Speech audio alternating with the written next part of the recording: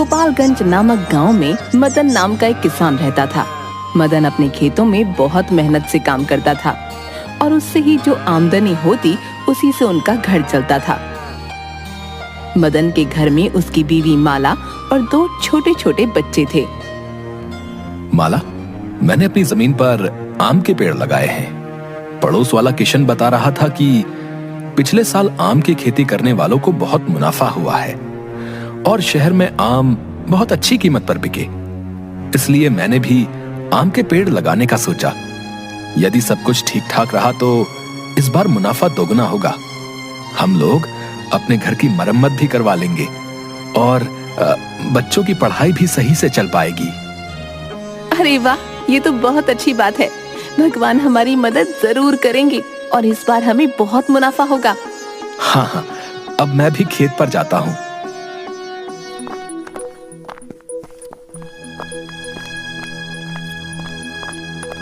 मदन रोजाना अपनी जमीन पर जाकर पेड़ों में पानी देता और उनकी खूब सेवा करता ताकि बहुत अच्छे फल आएं। कुछ महीने बीत जाते हैं और बरसात का मौसम आ जाता है। मदन के आम के पेड़ भी लगभग फल देने के लिए तैयार हो गए थे। मदन के दोस्त किशन का खेत भी वहीं पास में था। दोनों आपस में रोज बातें करते थे। मदन भैया, आपकी जमीन पर पेड़ तो बहुत अच्छे लगे हैं। ऐसा लगता है कि इसमें बहुत अच्छे फल आएंगे। हाँ किशन, मैंने मेहनत तो बहुत की है। अब भगवान की कृपा रही तो फल भी अच्छे ही आएंगे और मुझे मुनाफा होगा। बस भगवान हम सब किसानों पर कृपा बनाए रखे और इस बार तूफानी बारिश ना आए। कुछ गांव वाले कह रहे थे कि इस बार यदि बारिश ज्यादा हो गई तो काफी फसल नष्ट हो जाएगी। बस उन लोगों की बातें सुनकर ही मेरे मन में चिंता बैठ गई है, कहीं हमारी मेहनत बर्बाद ना हो जाए। नहीं नहीं, चिंता मत करो, ऐसा कुछ नहीं होगा। भगवान पर भरोसा रखो। अपना काम खत्म करके किशन और मदन अपने अपने घर चले जाते हैं।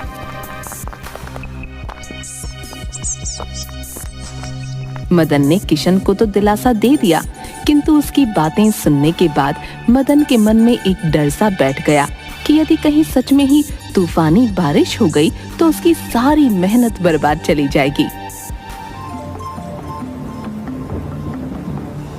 एक दिन बहुत तेजी से बारिश हुई। बारिश रुकने का नाम ही नहीं ले रही थी। मदन अपने घर में बैठा बैठा बारिश के रुकने का इंतजार कर रहा था। लगातार 2 दिन से बारिश हो रही है, रुकने का नाम ही नहीं ले रही। मेरा मन बहुत घबरा रहा है। इतनी तेज तूफानी बारिश में तो पूरे गांव की फसलें बर्बाद हो जाएंगी और मैंने जो कितने महीनों तक अपने खेतों पर काम किया है वो सब बर्बाद हो जाएगा। चिंता ना करें, ऐसा कुछ नहीं होगा। तुम नहीं जानती, कुछ साल पहले ऐसी ही बारिश आई थी और पूरे गांव के खेत बर्बाद हो गए थे। उस साल गांव में किसी को भी उनकी मेहनत का फल नहीं मिला। यदि इस बार भी ऐसा हुआ तो मुनाफा तो दूर की बात है, हमें खाने के भी लाले पड़ जाएंगे। मुझे कुछ और काम करने को मजबूर होना पड़ेगा। इसी तरह चिंता और सोच में मदन पूरी रात सो नहीं पाता। अगले दिन मदन सुबह सुबह बारिश बंद होते ही अपने पेड़ों को देखने भागता है, परंतु वहां का नजारा देखकर उसके होश उड़ जाते हैं। वहां चारों तरफ बर्बादी का मंजर था। सभी के खेत और फसलें बर्बाद हो चुकी थीं। मदन सर पकड़कर वहीं बैठ जाता है और रोने लगता है। तभी किशन वहां आता है।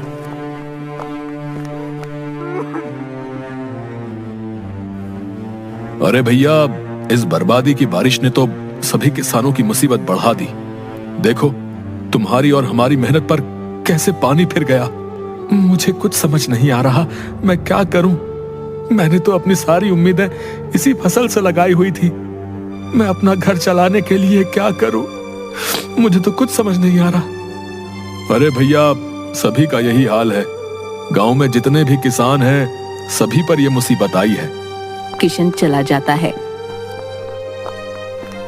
परंतु मदन वहीं बैठा बैठा रोता रहता है। काफी देर वहां उदास बैठने के बाद मदन जब अपने घर की ओर जाता है तो घर का नजारा देखकर उसका मन दुखी हो जाता है।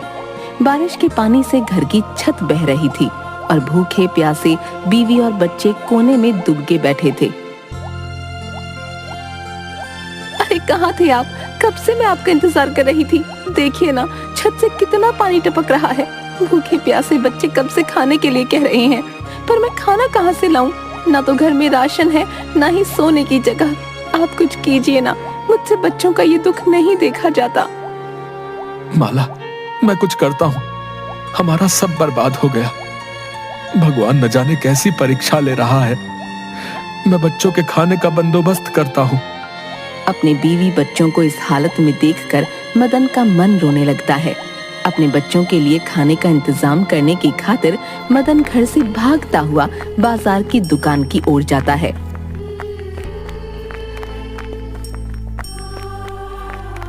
पर बारिश होने के कारण उसे कहीं से भी कोई मदद नहीं मिलती, क्योंकि उस आफत की बारिश में सभी का बुरा हाल था।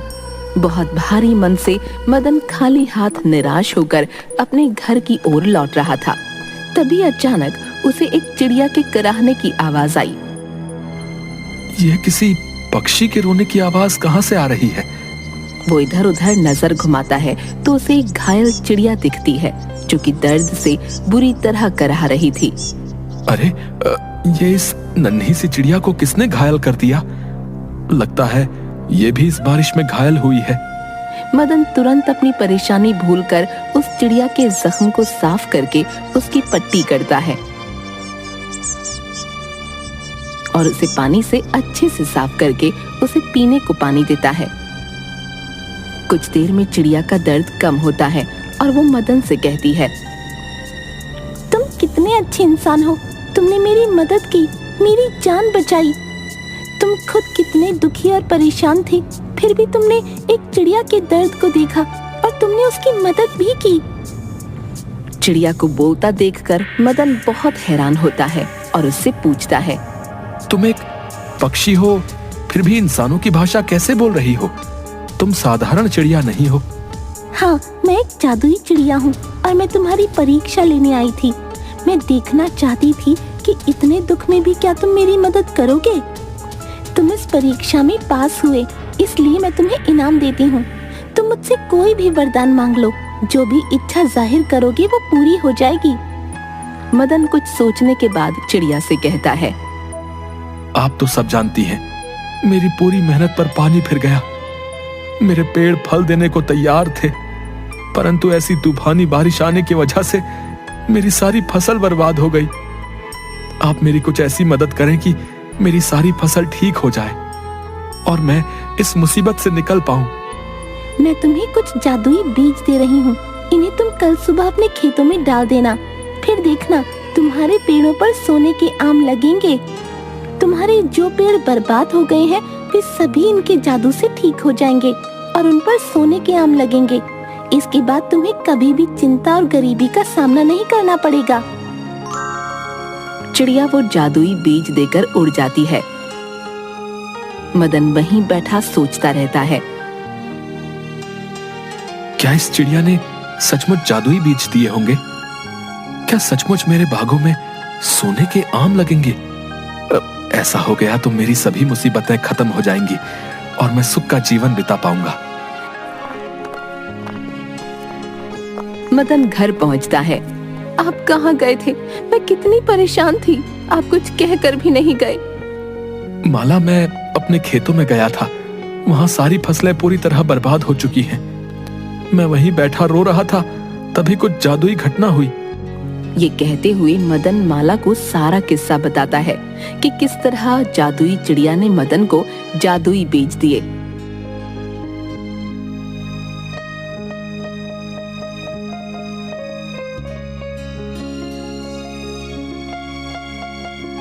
अरे, क्या आप सच कह रहे हैं? यदि चिड़िया ने वो जादुई बीज दिए हैं तो जरूर हमारे खेतों में सोने के आम लगेंगे।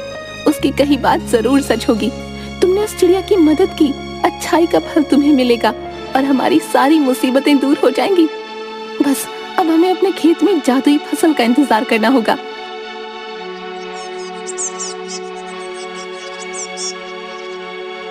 मदन और माला सो जाते हैं।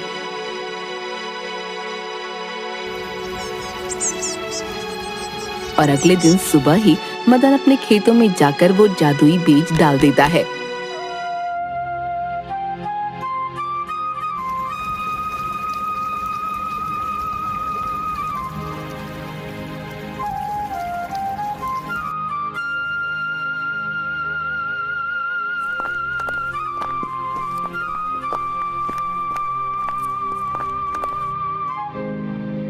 कुछ दिनों के इंतजार के बाद मदन के खेतों में पेड़ों पर सचमुच सोने के आम लगे नजर आते हैं। अरे क्या मैं सपना देख रहा हूँ? यहाँ तो सचमुच सोने के आम लगे हुए हैं। उस चिड़िया की कही बात सच हो गई। मैं जल्दी से ये आम तोड़कर घर ले जाता हूँ और उन्हें तुरंत जाकर बाजार में बेचता हूँ। धन्यवाद भगवान, आपका लाख लाख शुक्र है।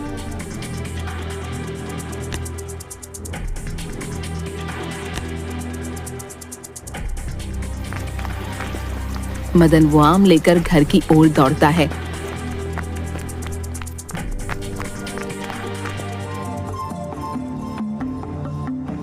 देखो माला, देखो, जादुई चिड़िया की बात सच हुई। अब हमारे गरीबी के दिन गए। देखो, सोने का आम, कमाल हो गया ना? अरे ये तो सचमुच सोने के आम है। ये आम बेचने पर तो हमें बहुत सा पैसा मिलेगा, परंतु अभी केवल एक ही आम बाजार ले जाओ और उसे बेच कर आओ। सारे आम एक साथ ले जाना खतरनाक होगा। मदन एक आम लेकर बाजार जाता है।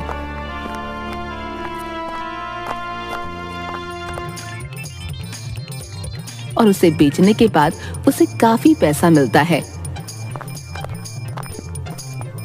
माला, केवल एक आम बेचने पर ही हमें इतना पैसा मिल गया। बाकी के आम मैं बाद में बेचूंगा। क्यों ना आप खेतों का काम छोड़कर आभूषण की एक दुकान खोल लें? इतने सोने से काफी आभूषण तैयार हो जाएंगे और उस काम में मुनाफा भी बहुत है। हाँ, ये तो बहुत अच्छा आइडिया है। इसके बाद से मदन आभूषण की दुकान खोलता है, जो कि काफी अच्छी चलने लगती है। इसीलिए कहते हैं कि नेकी कभी खाली नहीं जाती। यदि हम किसी की मदद करते हैं तो हमें भी बदले में उस निस्वार्थ मदद का फल जरूर मिलता है।